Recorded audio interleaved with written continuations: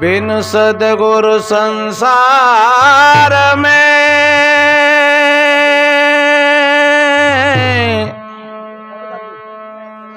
सुख नहीं पावे कोई।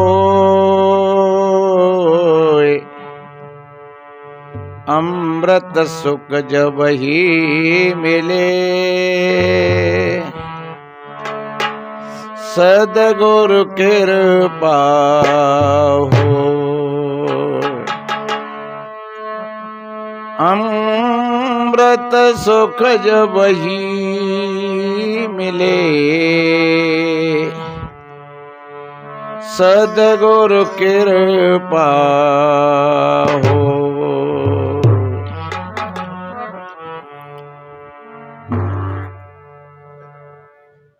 विश्व वंदनीय संत सम्राट सद्गुरु कबीर देव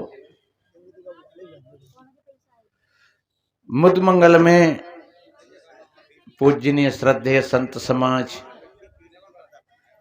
सभी धर्म प्रेमी सज्जन, शक्ति स्वरूपाएं माताएं और बहन,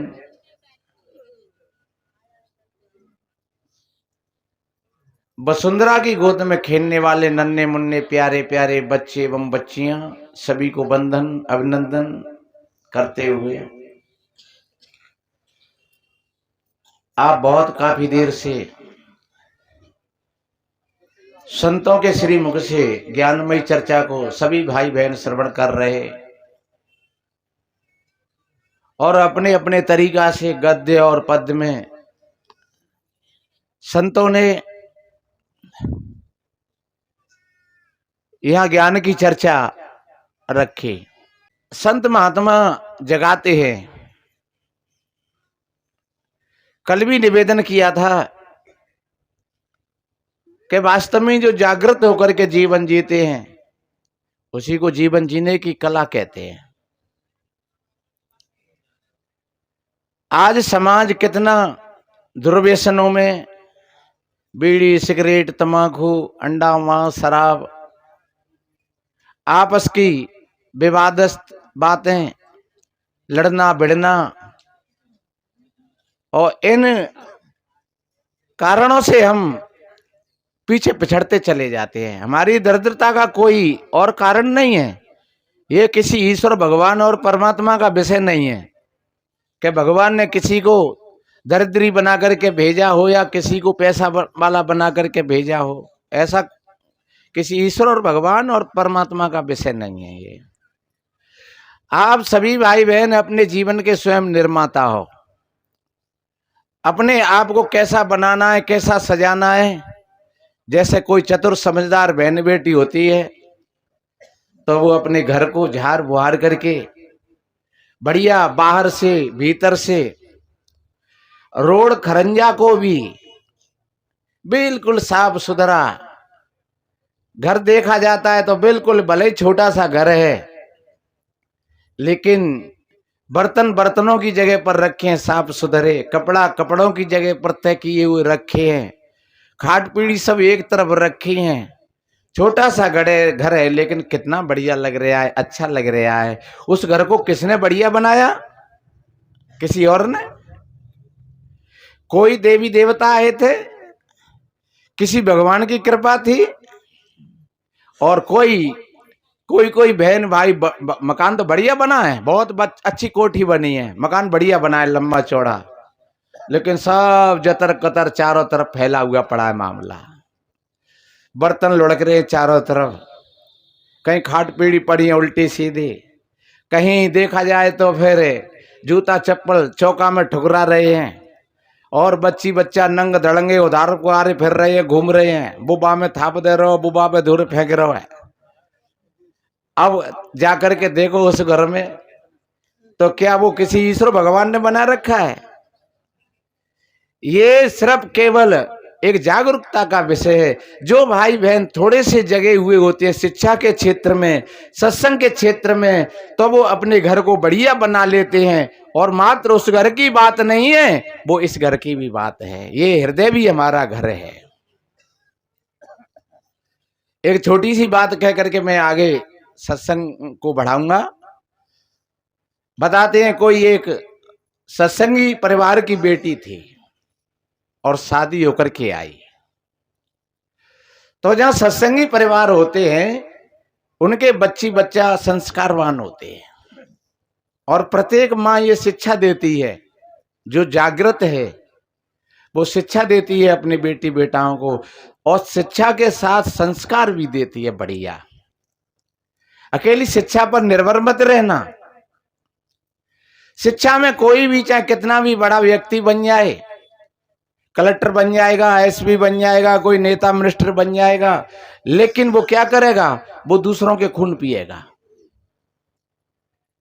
तो यह शिक्षा का विरोध नहीं है, पर शिक्षा के साथ साथ संस्कार भी अनिवार्य है। पक्षी के जब दोनों पंख मजबूत होते हैं तो वो आकाश में खुली यात्रा करता है, और एक पंख अगर उसका टूटा हुआ हो तो क्या उड़ेगा वो? हमारे जब दोनों पैर मजबूत हैं तो हम दौड़ में बाजी मारते हैं, और एक पैर कमजोर हुए तो हम दौड़ में बाजी नहीं मारेंगे। तो शिक्षा और संस्कार,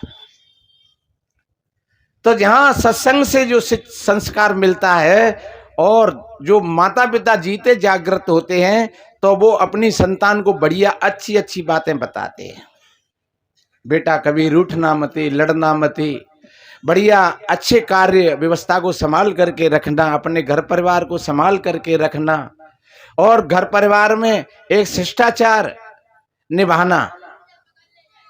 शिष्टाचार कहते हैं अपने बड़ों का सम्मान करना, बड़े बूढ़ों का सम्मान करना, बुजुर्गों का सम्मान करना, सवेरे जग करके उनके चरण स्पर्श करना, उनसे आशीर्वाद लेना, वह शिष्टाचार है। एक देवरानी एक जेठानी के लिए शिष्टाचार करे, और जेठानी भी अपनी देवरानी को अपनी बहन के समान समझे, तो ये शिष्टाचार बन गया, संवाद बन गया, एक प्रेम बन गया। और दोनों में अगर घुर्रा घुर्री होते रहे तो वो बातें मोहल्ला टकाए कर रहे, वो बातें मोहल्ला टकाए कर रहे, तो घर की व्यवस्था बिगड़ जाएगी, विषमता हो जाएगी। तो मैंने बोला सत्संगी परिवार की बेटी थी और बड़ी समझदार और सुलझी थी। पहला ही दिन था, शाम को जब अपने ससुर साहब को जल का लोटा लेकर के गई देने के लिए, तो उसके मुंह में से निकला, अरे गम तो में जे मजा। बहू ने ज्यादा ध्यान नहीं दिया कुछ, चलो बड़े बूढ़े कछु कह रहे होंगे। दूसरी बार जब भोजन की थाली लेकर के गई तो फिर और बड़े बहुत गहरे से वही शब्द निकला, अरे गम तो में जे मजा। बहू को कुछ चेत हुआ थोड़ा सा कि पहले भी इस बुड्ढे ने यही शब्द बोला था और अब की बार भी फिर वही शब्द बोला है, चलो कोई बात नहीं है। तीसरी बार जब खाट बिछौना करने के लिए गई तो फिर बुड्ढे ने कहा, अरे गम तुम्हें जे मजा।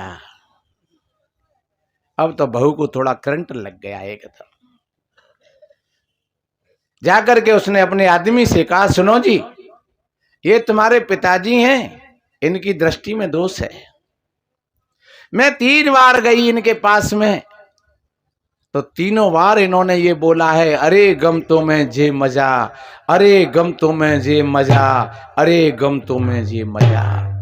अब तुम अपने पिताजी से पूछो कि गम कौन सी चिड़िया का नाम है और वो कौन से पेड़ पर रहती है। या तो इस बात का जवाब ले लो, अन्यथा सवेरे या तो तुम्हारे पिताजी रहेंगे घर पर या फिर हमको अपने पिताजी के यहाँ पहुंचा देना। 2 बातों का फैसला है बस। लड़का को बड़ा भरोसा था अपने पिता पर, और होता है और होना भी चाहिए। लड़का ने कहा, भाई वैसे तो मेरे पिताजी ऐसे नहीं थे, पर फिर भी शायद पता नहीं मन है, ये जाने कब कहां बिगड़ जाए, फिसल जाए। उसने जाकर के अपने पिताजी से कहा, पिताजी बहू तो बेटी के समान होती है। हाँ बोले, बेटा बहू बिल्कुल बेटी के समान होती है और बेटी से भी ज्यादा होती है, क्योंकि बेटी कर्म की होती है और बहू धर्म की होती है। तो आपने फिर बहू से मजाक क्यों किया? बोले बेटा तुम कैसी बात करते हो, क्या बहू से मजाक करेंगे हम? बोले जब बहू पहला जल का लोटा लेकर के आई तब आपने कहा अरे गम तुम्हें जे मजा। दूसरी बार जब भोजन की थाली लेकर के आई तब आपने कहा अरे गम तुम्हें जे मजा। और तीसरी बार जब वस्त्र करने के लिए आई तब आपने कहा अरे गम तुम्हें जे मजा। तो गम कौन सी चिड़िया का नाम है? एक बार की हो गई मजाक, दो बार की हो गई, आप मजाक पर मजाक करते गए। पिता ने कहा बेटा इस बात को मत पूछे, कोई बात नहीं है। बोले नहीं, या तो इसका जवाब देना पड़ेगा अन्यथा सवेरे इस घर को खाली करना पड़ेगा, अब तुम्हारी गुजर इस घर में नहीं होगी। बुड्ढे ने कहा बेटा अगर ऐसी बात है तो फिर तू अपनी मम्मी को और अपनी पत्नी को अभी बुला करके ले आ। जब दोनों को बुला करके ले आया, क्योंकि बहुत बड़ा चॉइस थी भीतर से कि इस बात का पता कैसे लगे और कितनी जल्दी से जल्दी लगे। जब कोई बात दिल पर खटक जाती है तो लगता है ऐसा है। तब पिता ने कहा कि बेटा जब हमारी शादी हुई तो हम 2-4 बार आए गए थे, और जब गांव से हम निकल करके 2-3-4 किलोमीटर तो वहां एक जंगल पड़ता है, उसके किनारे पर ये कुआं है, बरगद का पेड़ था और रस्सी और बाल्टी पड़ी थी वहां पर। तो वहां हमने कुछ थोड़ा समय व्यतीत किया। इन्होंने कहा कि हमें प्यास लगी है और मैं पानी खींचने के लिए गया और पता नहीं इनके मन में क्या बदी आ गई और इन्होंने धक्का मार दिया मेरे में और मैं गिर गया कुआं में। और जे लौट करके वापस अपने पिता के घर पहुंच गए। पिता ने पूछा कहो बेटी आप कैसे वापस जल्दी आ गई लौट करके? इन्होंने कहा पिताजी मेरे पति को तो बदमाशों ने पकड़ रखा है, मौका लग गया मैं आ गई। और मैं 4-5 घंटा कुएं में पड़ा रहा एक पत्थर की किनारी को पकड़ करके। शाम की समय जब चरवाहे लोग लौटे तो मैंने आवाज लगाई, उनकी सहायता से मैं ऊपर निकला और उन लोगों ने कहा भैया कैसे गिर गए तुम?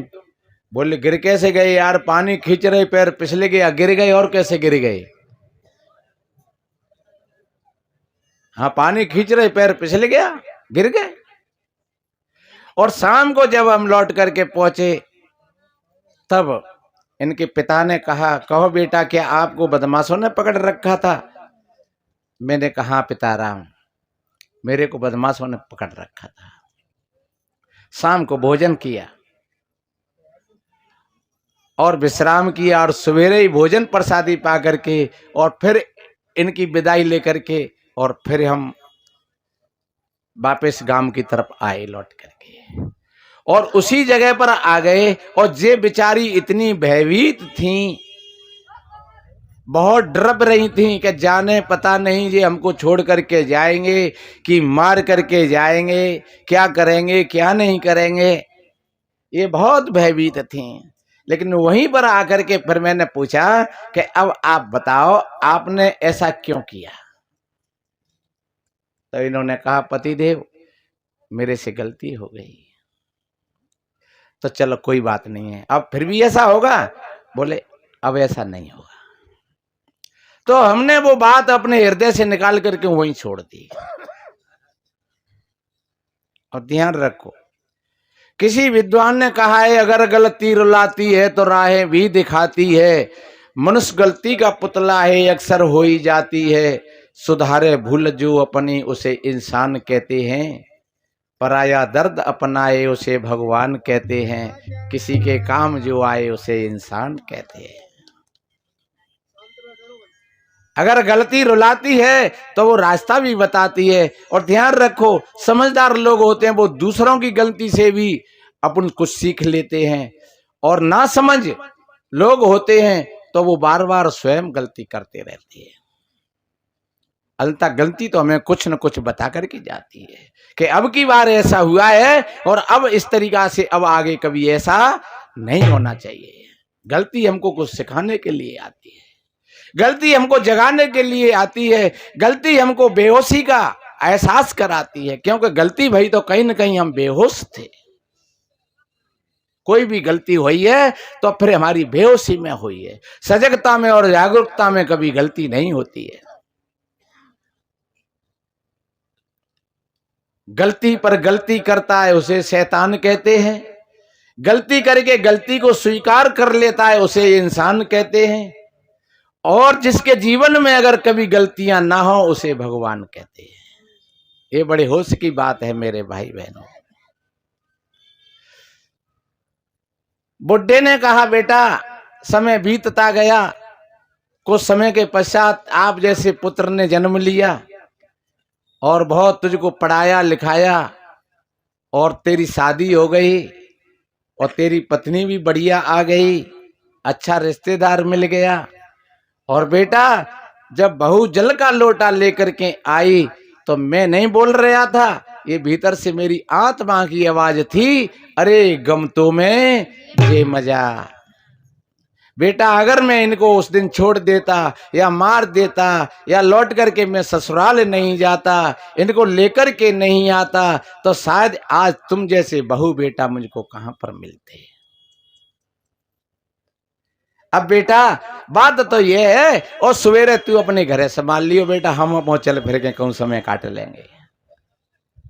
दोनों का हृदय गदगद हो गया, दोनों ने पिताजी के पैर पकड़ लिए, कहने लगे, धन्य आप तो सांचमा संत लोग हैं, साधु स्वभाव है आपका, तो जो इस तरह की गलती को और पीछे फेंक करके और आगे अपने जीवन की राह पर चल पड़ना कोई हर किसी के बस की बात नहीं है मेरे भाई बहनों।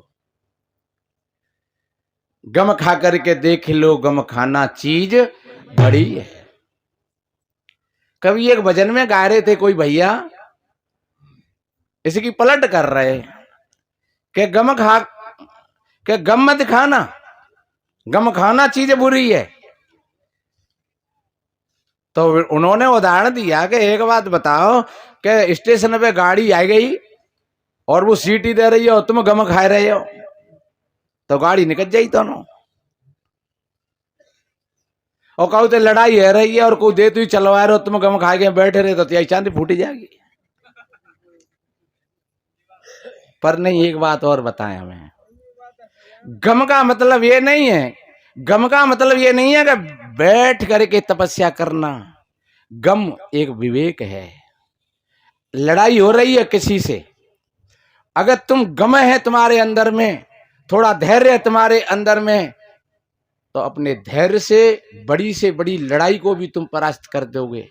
और अगर धैर्य नहीं है तुम्हारे तुम्हारे अंदर में अकुलाहट है और तुम बड़बड़ा गए, तो शायद तुम उसमें नहीं दे पाए, तुम देते में खुद ही गिर पड़ो,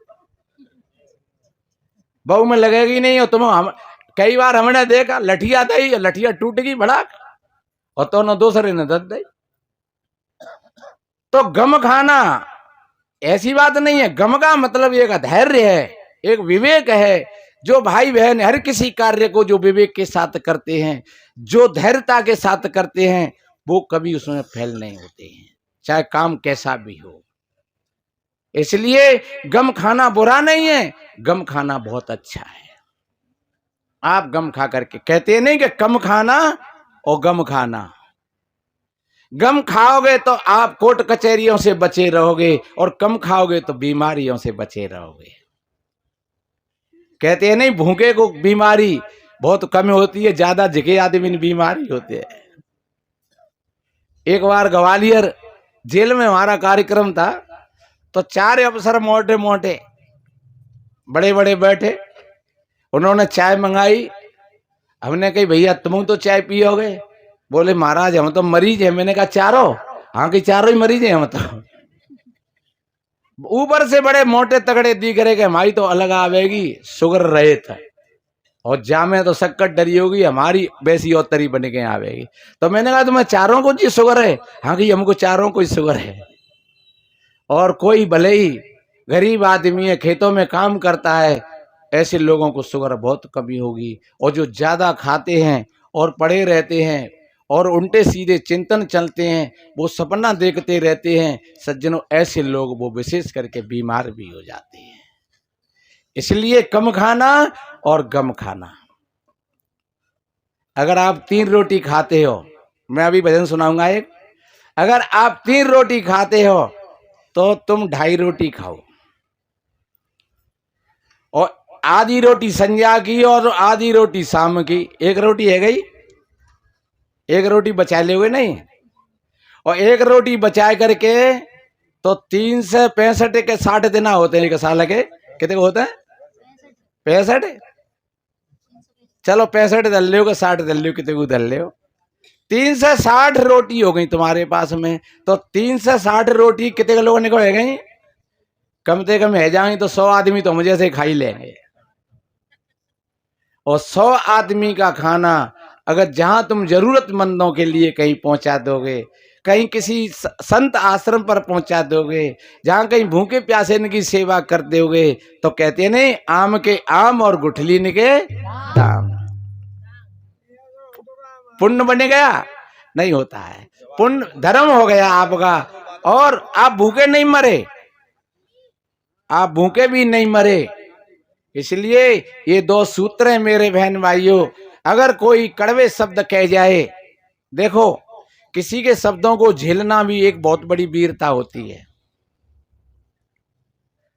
ये वाणी की तपस्या बताई है, हमेशा ऐसे जो कर्म बताए, आप वाणी से बढ़िया अच्छे बोलोगे तो आपके बहुत मित्र होंगे, और आपको भी शांति रहेगी, आपको सुकून मिलेगा। कबीर साहब जी ने कहा है नहीं, ऐसी वाणी बोलिए मन का आपा खोए, ऐसी वाणी बोलिए मन का आपा खोए, औरन को शीतल करे, आप शीतल हो रे भैया, आप शीतल हो। बाणी तो यन मोल है, जो कोई आने बोल, बाणी तो यन मोल है, जो कोई जाने बोल। ये तराजू तौल के जब मुख बाहर खोल रे भैया, जब मुख बाहर खोल। ये जीवन जीने की कला है मेरे भाई बहनों। वास्तव में ही हमारा जीवन कब खुशहाल बनेगा? पैसा से नहीं बनता है, नहीं, पैसा भी होना चाहिए, जरूरी है, जीवन की व्यवस्था है पैसा, पर कोई भाई बहन चाहे कि पैसा अधिक हो तो हमारा जीवन खुशहाल हो जाए, तो पैसे से भी खुशहाल नहीं होता है। कोई भाई बहन सोचे कि बहुत बड़ा मकान बन जाए तो जीवन खुशहाल हो जाए, तो बहुत बड़े मकान से भी खुशहाल नहीं होता है। खुशहाल कैसे होता है? अपने भीतर के विवेक से। तथागत भगवान बुद्ध ने 5 शील बताए, और बड़े सरल हैं।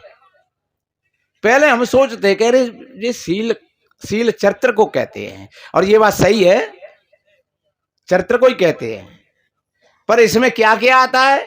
और देखो बिल्कुल सरल है, कैसा बढ़िया बताया है। पहला शील बताया है, किसी प्राणी को नहीं सताना चाहिए। बैठ लो मैया, अभी बैठ लो, हाँ बैठ लो, अभी बैठ लो, हाँ।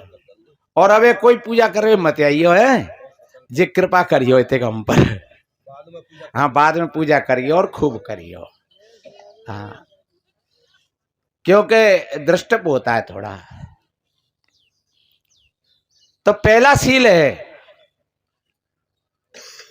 किसी प्राणी को नहीं सताना चाहिए।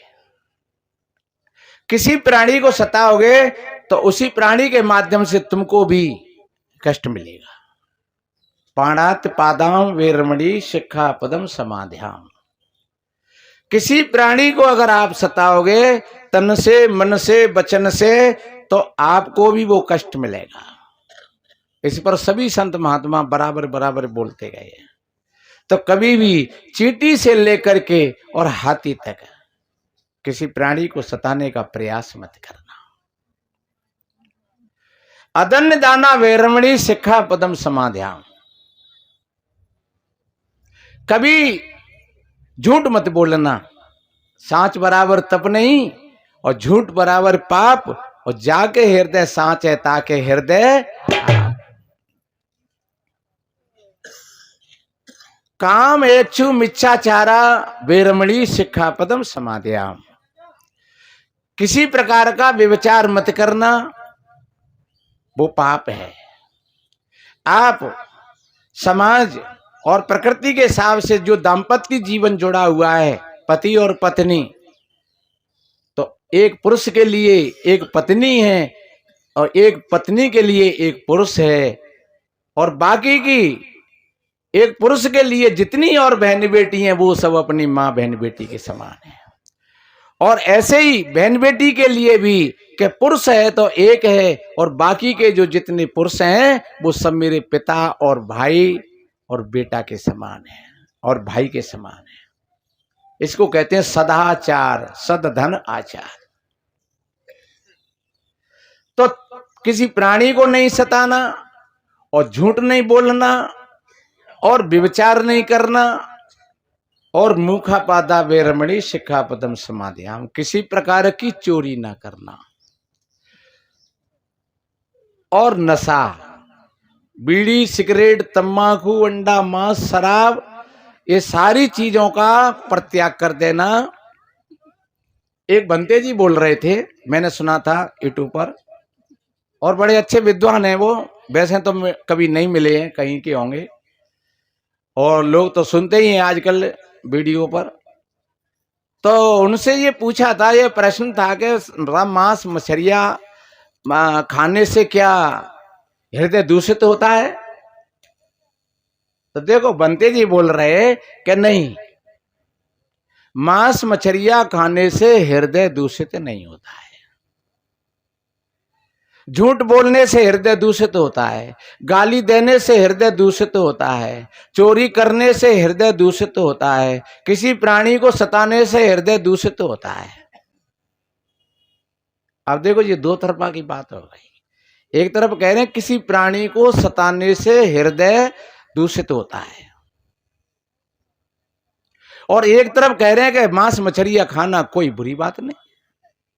तो मांस मछलियां कोई पेड़ों से तो लगता नहीं है, कोई जमीन में से नहीं निकलता है, आकाश से नहीं गिरता है। अगर मांस मछलियां कहीं से आएगा, मांस आएगा तो किसी न किसी जानवर के अंग होंगे वो, और जब जानवरों के अंगों को काटा जाएगा, विदीर्ण किया जाएगा, तो क्या जानवरों को उसको दुख नहीं होगा? क्या वो हत्या नहीं होगी?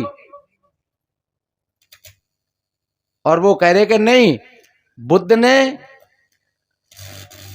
मांस खाना पाप नहीं बताया है।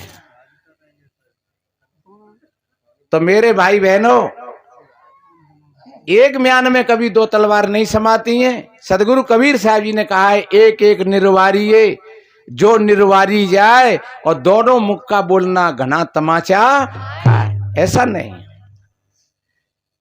हम अगर मांस खाते हैं, क्योंकि मांस खाना हमारी प्रवृत्ति में नहीं है, मनुष्य की प्रवृत्ति में नहीं है। मांस मनुष्य का भोजन नहीं है, इसलिए जब मांस मनुष्य का भोजन नहीं है और फिर मांस खाता है, तो फिर वो अपनी प्रकृति को विकृत कर रहा है। किसी विद्वान ने कहा है, तन मन करता कौन खराब, अंडा मछली मांस शराब, क्या खाने से होगी भलाई, साग सब्जी और दूध मलाई, सब संतों ने यही बताया, सत्य अहिंसा प्रेम सिखाया। अच्छे महापुरुषों की बात है, कहीं से भी ले लो, चाहे आप बुद्ध की ले लो, चाहे महावीर की ले लो, चाहे और कोई गीता की ले लो, पर जो कोई पहुंचे हुए महापुरुष हैं उनके विचारों में कोई अंतर नहीं होता है। लेकिन जो बीच के लोग जो होते हैं, तो वो अपनी लाइन वो बनाने के लिए, और वो कहीं किसी चीज को सिद्ध कर देते हैं तो कहीं किसी चीज को सिद्ध कर देते हैं। जो मांस खाता है वो मांस को सिद्ध करेगा। एक भैया कह रहे, एक पूछा भैया के, देखो शराब नहीं पीना चाहिए, तो शराब क्यों नहीं पीना चाहिए? तो किसी ने समझाया कि देखो इसलिए नहीं पीना चाहिए कि एक मांस का टुकड़ा लेकर के और उसमें कीड़ा थे 2-4, उस पर एक ढक्कन लेकर के वो शराब डाल दी तो वो कीड़ा मर गए। वो इसलिए नहीं पीना चाहिए कि देखो शराब ने कीड़ा मार दिए। अब वो क्या समझाना चाह रहे हैं और वो उसने समझ करके क्या उत्तर दिया कि इसीलिए तो हम पीते हैं, साले भीतर में कभी कीड़े ही नहीं पड़ेंगे, शराब पिएंगे तो कीड़े ही नहीं पड़ेंगे भीतर में। और वो जो समझाए वो चाह रहे हो कि जब कीड़ा मर सकता है तो तुम भी तो मरोगे कहीं ना कहीं। लेकिन उसने क्या अर्थ किया कि नहीं, इसीलिए तो हम पीते हैं कि हम पीते रहेंगे तो कीड़े पड़ेंगे ही नहीं। तो इसलिए मेरे बहन भाइयों, हर शब्द का दो मुखी अर्थ होता है, लेकिन अर्थ वो करना चाहिए जो सार्वभौमिक हो, जो सबके लायक हो। जो सार्वभौमिक अर्थ होगा, सबके लायक होगा, उसी को हम कहते हैं पॉजिटिव। पॉजिटिव मतलब ज्यादा अच्छा, जो सबके लिए ज्यादा लाभकारक हो, उसको हम पॉजिटिव भाव कहते हैं। और जो पॉजिटिव है, कबीर साहब जी ने कहा है, एक है त्वचा हड़मल मूत्रा, एक रुद्र एक गूधा, एक बुंद से सृष्टि रची है, को ब्राह्मण को शूद्रा, रजोगुण ब्रह्मा तमोगुण शंकर, सतो गुड़ियर होई, और कहे कबीर राम रम रहिए हिंदू तुर्क ने होई। ये सबके लिए सार्वभौमिक है। सबके, हमारे शरीर आपके इस हाड़ और मांस से बने हुए हैं। सबकी आंख एक ही जगह पर है, सबके कान उसी काम को करते हैं, सबके हाथ हैं, सबके पैर हैं। एक है त्वचा हाड़ मल मूत्रा, एक रुद्र एक गूधा, और एक बुंद से सृष्टि रची है, को ब्राह्मण को शूद्रा। ये शब्द हमारे बीच की दीवार को तोड़ता है, जो भाई भाई के बीच में जो दीवार है कि तुम अमुक हो, तुम अमुक हो, तुम ब्राह्मण हो, तुम क्षत्रिय हो, तुम वैश्य हो, तुम ईसाई हो, तुम क्रिश्चियन हो, तुम ये हो, तुम ये हो। इस दीवार को ये शब्द तोड़ता है कि भैया रे, ये कहां तुमको भेद दिख रहा है।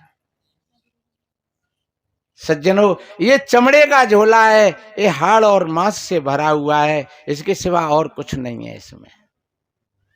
और आध्यात्मिक दृष्टि से देखते हैं तो इसमें चेतन है, जीव है, आत्मा है, और फिर दुर्गुणों के साथ में सद्गुण भी हैं, दया है, क्षमा है, संतोष है, धीरज है, शील है, विचार है।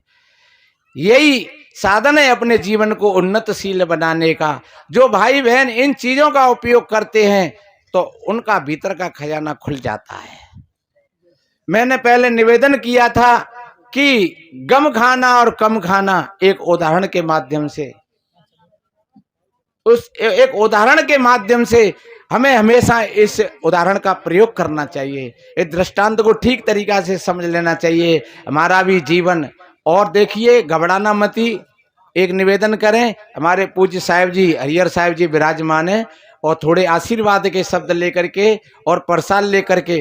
कल मैंने कहा था कि सत्संग में से कभी अधपर से नहीं जाना चाहिए। देखो, 2 मिनट में, 10 मिनट में, 5 मिनट में कुछ बिगड़ेगा नहीं, और बिगड़ेगा तो उसको तुम रोक भी नहीं पाओगे। ये मैंने अपने जीवन की एक मेरे की घटना है। मैं कहीं जब साधु नहीं था, अब 1 मिनट में मैं पूरा कर रहा हूं। मैं साधु नहीं था, महाराज एक तरफ है जब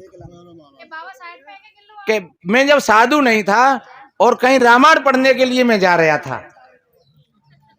हाँ, ध्यान से सुनो, मैं रामायण पढ़ने के लिए जा रहा था, तो जो खेत था एक, वो थोड़ो दगरे से रास्ता से थोड़ा सा न भीतर रहा, तो और खेत बड़ो 2-3 बीघा को, तो बा में करीब 100-150 नी लगाए। हमने कहीं पड़ेगा रामायण, बाम बाजरो खड़ो खूब बढ़िया, तो वे चले गए वे। अब हमने कहीं चत तो लगो, अब रामायण वो क्या को छोड़ते हैं। जाकर के रामायण में पहुंचे, हमने रात भर रामायण पढ़ी वहां, और फिर दोपहर को भोजन भंडारा प्रसाद लेकर के वहां से आए, खेत पर होकर के यहाँ आए तो सब चटो फुचो डर रहो। हमने कही आज खूब गाली पड़ेंगे। और घर पर आए तो पिताजी ने कहा कि खेत पर चलना है नहीं, वो नराब है नहीं, बाजरा बड़ा बड़ा हो गया उसमें। हमने कही तो चलो। अब हम सोच रहे भीतर के जा तक है, मैं आगे लगाई खेत देखा तक है, पर हमने नहीं कही वहां। और जाकर के जब खेत पर पहुंचे, देखा तक है डोकर आगे आग लग गई। तू रामायण पढ़िया जा, है गो खेत। अब क्या किया जाए, वहां में लगे रहे बन मार करके। वैसे आप कहोगे हमने 2-3 दिना में वैसे डोकरा का बिल्कुल मनोबल गिर गया, पर फिर भी लगे रहे धीरे धीरे धीरे धीरे। और 2 कट्टा हमने खाते के उसमें लगायो भैजना पानी पर शाम की समय, और उसमें फिर बाजरा के भूत से उठे, और ऐसा बाजरा हुआ कि शायद वह बीच पे और किसी खेत में बाजरा हुआ ही नहीं है ऐसा। तो हमने की कहो पिताजी देखो, तो भैया रे तेरो भाग्य ऐसा ही है। तो वास्तव में ही ये मेरे जीवन की एक बार के नहीं कई बार के अनुभव है कि आप सत्संग में से विश्वास के साथ बैठे हुए हो, आपकी कभी हानि होने वाली नहीं है। आप पूरा सत्संग करके जाएं और सत्संग की बातों को तुम सुन करके अपने जीवन में धारण कर लें, मैं कहता हूं आपके जीवन की दशा बदल जाएगी। बिल्कुल इसमें कोई निसंदेहता की बात है। आपके परिवार में सुख और शांति की धारा बहेगी, आपका घर स्वर्ग जैसा बनेगा, आपके बच्ची बच्चा संस्कारवान बनेंगे, और आपकी वृद्ध अवस्था में भी आपके बच्ची बच्चा सेवा करेंगे। क्यों कि आपका घर है वो स्कूल है, आप घर के अध्यापक हो, आप सत्संगी हो, तो परिवार के लोग भी सत्संगी बन जाएंगे, बच्ची बच्चा भी सत्संगी बन जाएंगे, बेटी भी जाकर के किसी अच्छे घर को संभाल लेगी, उसके बदले में बहुत तुमको बढ़िया मिल जाएगी। तो बस उधर बेटी ने घर संभाल लिया, इधर में तुम्हारा घर संभल गया बढ़िया। अब तुम्हारी 50 साल की उम्र है, अब तुम सत्संग में बैठो बढ़िया आनंद के साथ, और कैसा आनंद आ रहा है, कोई चिंता नहीं है, नो टेंशन। यही सत्संग का फल होता है। तो मैंने निवेदन किया, और संतों का यही भाव होता है, सर्वे भवन्तु सुखिनः सर्वे सन्तु निरामया सर्वे भद्राणि पश्यन्तु मा कश्चित् दुख भाग भवेत्। सभी के जीवन में आनंद हो, सभी का मंगल हो, सभी निरोग हों, सभी स्वस्थ हों। इन्हीं शुभ मंगल कामनाओं के साथ बोलिए श्री सद्गुरुदेव की।